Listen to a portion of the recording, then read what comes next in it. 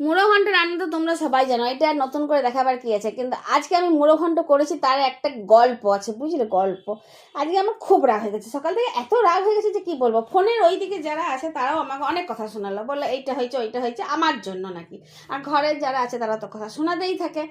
কথা শোনানোর পরে আমার কিছু বলা যাবে না, তখন তার উত্তরে তারা বলবে আমাকে প্রচণ্ড সবাই ভালোবাসে, ওই জন্য আমাকে ধৈর্য ধরে সবার কথাগুলো শুনে নিতে হবে। তো যাই হোক, ধৈর্য ধরে সবার কথা শুনে নিই, রেগে মেগে আমি ঘর থেকে বেরিয়ে গেছিলাম। দিয়ে খেয়ে পরে কি রান্না করব কিছু বুঝতে পারছিলাম না, সবজি তো ঘরে সবই আছে। আর এই দেখো, আজকে হচ্ছে বৃহস্পতিবার, সেরকম মাছের বাজারও ছিল না।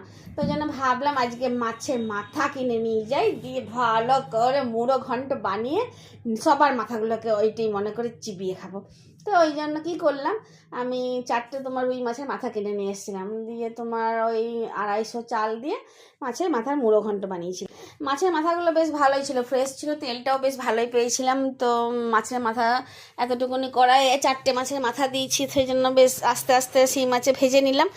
দিয়ে ভেজে নেওয়ার পর তো তোমরা জানোই আমি গোবিন্দভোগ চালটা একটু ভিজিয়ে রেখেছিলাম, দিয়ে গোবিন্দভোগ চাল দিয়ে দিলাম। আর ওপর থেকে তো জানোই কম্পালসারি ইংলিশ বাংলার মতন একদম দিয়ে ফেললাম নুন আর চিনি। এদিকে তোমার ধনে গুঁড়ো, জিরে গুঁড়ো, কাঁচা লঙ্কা, একটু এলাচও দিয়ে দিয়েছিলাম।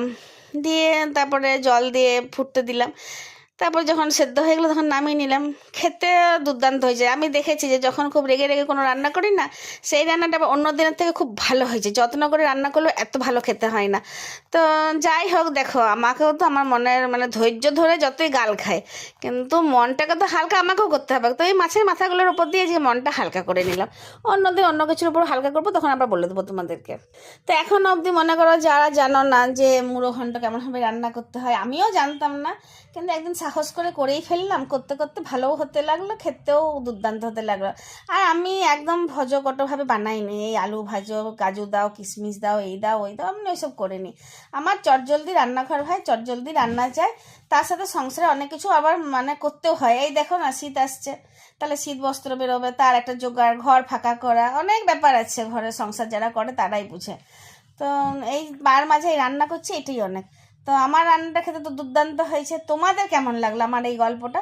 তো মাঝে মাঝে তোমাদেরও যদি মনে হয় যে কারোর কাছে কথা শুনেছো কিন্তু মন হালকা করতে পারছো না, সেদিন চট করে আমার মতন মুড়ো ঘন্ট একদম বানিয়ে নেবে। দারুণ হালকা লাগবে, দারুণ হালকা লাগবে, একটা অন্য সাথে রান্না খেতেও পাবে। আর সবাই খেয়ে বলবে যে দুর্দান্ত হয়েছে। তো আমরা তো আজকে ভাত করিনি, এই এক করে মুড়ো ঘন্ট সবাই মিলে আমরা খেয়েছি। আর কিছুটা ফ্রিজে রেখেও দিয়েছি, আবার একদিন বার করে খাওয়া যাবে। তাহলে ভালো লাগলে লাইক শেয়ার কমেন্ট করে দিও, আমাকে ভুলো না যেন। আজকে আসি, ধন্যবাদ।